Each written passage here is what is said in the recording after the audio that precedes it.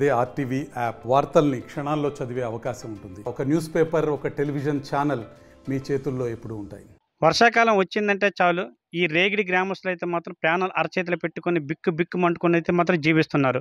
ఎందుకంటారా, ఇవి రేగిడి గ్రామం ముందైతే మాత్రం సాయన్న వాగు అనే గెడ్డ ఒకటి ఉంది.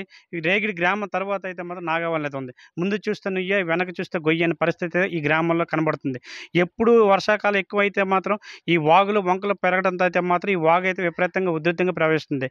ఈ ఉధృతంగా ఎప్పుడైతే ప్రవహించిందో ఈ గ్రామం చుట్టుముడుతుంది నీరు. దీనిపై గ్రామస్తులు అయితే మాత్రం చాలా భయపడి భయాందోళనకి చెందుతున్నారు. మనతో పాటు జనసేన నాయకులు కూడా ఉన్నారు. ఆయనతో మాట్లాడి తెలుసుకుందాం. సార్ చెప్పండి సార్, ప్రతి సంవత్సరం ఇదే పరిస్థితి కదా, మీరు ఎలా ఇబ్బంది పడుతున్నారు, ఏ ఇబ్బందులు పడుతున్నారు చెప్పండి. ఇది చాలా ఇబ్బంది పడుతుంది. గత 40 సంవత్సరాల బట్టి ఇదే పరిస్థితి. ఇది అంతకుముందు బొబ్బిలి రాజు గారు ఆస్థానం ఉన్నప్పుడు 40 ఏళ్ళు గడ్డగా ఉండేది. దీని సాయన గడ్డ అంటారు. దీన్ని ఆనుకుని 1200 ఎకరాలు వ్యవసాయ భూమి ఉండేది. ఇది రాను రాను అన్యాకృతం అయిపోయి కలపడం వల్ల ఇది సాయన గట్టి మరింత వరద విభత్సమై పంట నష్టం ఎక్కువ జరుగుతుంది. రైతులు ఇంత కష్టపడి పండించిన పంట క్షణాల్లో ఈ వరద రావడంతో పంట కోల్పోయి చాలా రోడ్డు మీద పడే పరిస్థితులు వచ్చి అప్పులు చేసి చాలా బాధలు పడుతున్నారు. ఎన్నోసార్లు ఎన్నో అధికారులకి పాలకులకు కూడా దరఖాస్తులు పెట్టినప్పుడు కూడా ఎక్కడ కూడా స్పందించలేదు. నేటికి అయినా మా ప్రియమైన ఎమ్మెల్యే గారు, మా ప్రస్తుతానికి మా కాన్స్టిట్యూషన్ ఎమ్మెల్యే గారి దృష్టి తీసుకెళ్ళి అదే 10 పైర్లు తీసుకెళ్ళి పరిష్కారం చేస్తారని కోరుకుంటున్నాం. మనతో పాటు రేగిడి గ్రామస్తులు ఉన్నారు, వాళ్ళతో కూడా మాట్లాడి తెలుసుకుందాం. మీరు ఎంత ఇబ్బంది పడుతున్నారు, ప్రతి సంవత్సరం ఇదే పరిస్థితి కదా, ఎలా మీరు జీవిస్తున్నారు ఇక్కడ, దానిపై మీరు? మేము 40 సంవత్సరాల నుండి ఇదే ఇబ్బంది అవుతున్నాము. ప్రతి సంవత్సరం కూడా ఈ వర్షం వచ్చిందంటే విపరీతంగా పొంగిపోతుంది. ఈ దారిని వెళ్ళేటటువంటి విద్యార్థులు నెక్స్ట్ ప్రాథమిక ఆసుపత్రికి వచ్చినటువంటి అందరూ కూడా ప్రజలు అంత తీవ్ర ఇబ్బంది గురి అవుతున్నారు. 800 ఎకరాలు ఉన్నటువంటి రేగిడి రైతులు వ్యవసాయం అంతా కూడా మురిగిపోవడంతో మొత్తం పాడైపోతుంది.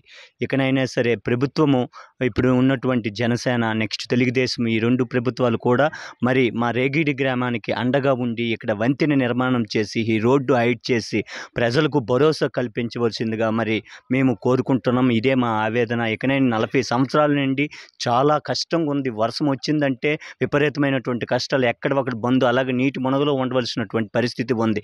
ఇకనైనా సరే మా తాలూకా కష్టాలను, కన్నీరుని ఇవన్నీ దృష్టిలో పెట్టుకొని మాకు ఒక మంచి మార్గాన్ని, నెక్స్ట్ ఈ యొక్క వంతెన నిర్మాణాన్ని చేయవలసిందిగా మరి చంద్రబాబు నాయుడు గారికి, అలానే పవన్ కళ్యాణ్ గారికి, మేము ఎంపిక చేసుకున్నటువంటి కొండ్రు మురళీ గారికి, ఎమ్మెల్యే గారికి విజ్ఞప్తి చేసుకుంటున్నాం. మీరు చెప్పండి, ఎంత ఇబ్బంది పడుతున్నారు ఈ గ్రామంలో, ఎలా జీవిస్తున్నారు ఇక్కడ?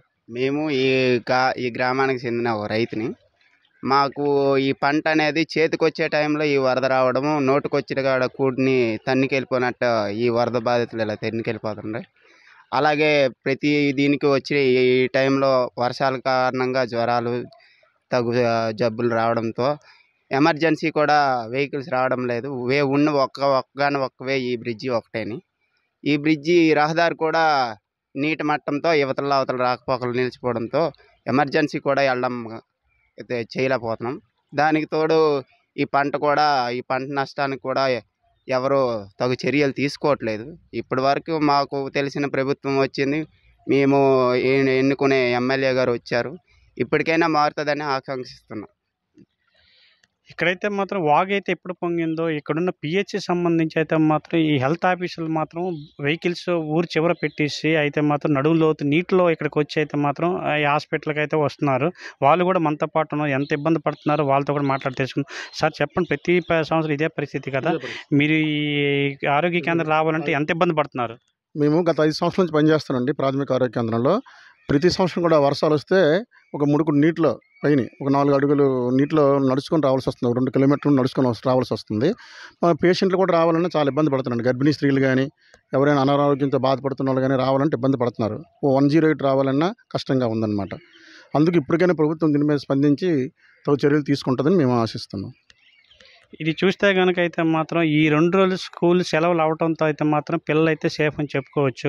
ఈ వాగు కానుకొని అయితే మాత్రం స్కూల్ ఏంటి, అంగన్వాడీ కేంద్రం ఏంటి, గుడి గోపురాలు, నెక్స్ట్ ఇక్కడ ప్రాథమిక ఆరోగ్య కేంద్రం కూడా ఉంది. ఇది ఎప్పుడైతే చుట్టుముట్టి నీరు ఉందో అయితే మాత్రం పిల్లలు పంపించడానికి కూడా భయపడుతున్నారు. ఈ హాస్పిటల్కి రావాలన్న పేషెంట్లు అయితే మాత్రం చాలా ఇబ్బంది పడుతున్నారు. గ్రామస్తులు అయితే ఒకటే కోరుకుంటున్నారు, 40 సంవత్సరాలు అయితే మేము అనుభవిస్తున్నాము తప్ప ఇంతవరకు ఏ నాయకుడు కానీ ఎవరు కానీ పట్టించుకోలేదు, ఏ అధికారి కూడా పట్టించుకోలేదు.